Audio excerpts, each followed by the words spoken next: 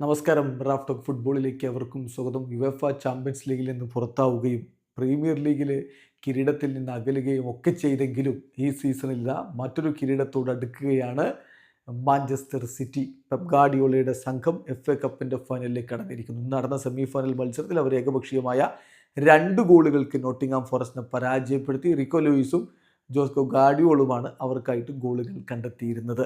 മത്സരത്തിൽ മാഞ്ചസ്റ്റർ സിറ്റിയുടെ മുന്നേറ്റങ്ങൾ നയിച്ചുകൊണ്ട് ആദ്യ 11 മർമോഷും സാവിയോയും ജാക്ക് ഗ്രീലിഷും ഒക്കെ ഒരുമിച്ചാണ് അണിനിരുന്നത്. കളിയുടെ കളി തുടങ്ങിയ രണ്ടാമത്തെ മിനിറ്റിൽ തന്നെ സിറ്റിയുടെ ആധിപത്യം നമ്മൾ കണ്ടു. റിക്കോ ലൂയിസിലൂടെ അവർ ഗോളടിച്ചു. കൊവാസിച്ചിൻ്റെ അസിസ്റ്റിൽ നിന്നാണ് റിക്കോ ലൂയിസിൻ്റെ ഗോൾ പിറക്കുന്നത്.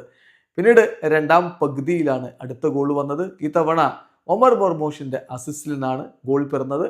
ജോസ്കോ ഗാർഡിയോളാണ് പന്ത് വലയിലേക്ക് എത്തിച്ചത്. അങ്ങനെ ഏകപക്ഷീയമായ 2 ഗോളുകളുടെ വിജയത്തോടെ FA കപ്പിൻ്റെ ഫൈനലിലേക്ക് അവർ കടന്നിരിക്കുന്നു. Nottingham forest പുറത്തായിരിക്കുന്നു. നോട്ടിംഗ്ഹാമിനെ 2-0 പരാജയപ്പെടുത്തി സിറ്റി ഫൈനലിലേക്ക് കടക്കുമ്പോൾ എതിരാളികളായിട്ട് അവിടെ കാത്തിരിക്കുന്നത് ക്രിസ്റ്റൽ പാലസ് ആണ്. ഇന്നലെ നടന്ന മറ്റൊരു സെമി ഫൈനൽ മത്സരത്തിൽ എമിലിയാനോ മാർട്ടിനസ് കാവലിരുന്ന് ആസ്റ്റൺ വില്ലയുടെ വലയിലേക്ക് 3 ഗോളുകൾ അടിച്ച് കയറ്റിക്കൊണ്ടാണ് ക്രിസ്റ്റൽ പാലസ് ഫൈനലിലേക്ക് എത്തിയിരിക്കുന്നത്.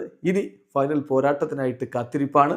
ഫൈനൽ മത്സരം നമ്മുടെ തൊട്ടരികിൽ തന്നെയാണ്. ആ മത്സരം മെയ് 17-നാണ്. അതായത് ഇനി ഏതാണ്ട് ഒരു 2 ആഴ്ചക്കപ്പുറം ആ മത്സരം നടക്കും. Crystal palace versus Manchester city മത്സരം. വീഡിയോ അവസാനിക്കുന്നു. ഫുട്ബോൾ ലോകത്തെ കൂടുതൽ വിശേഷങ്ങളുമായി റാഫ് ടോക്സിലേക്ക് എത്താം.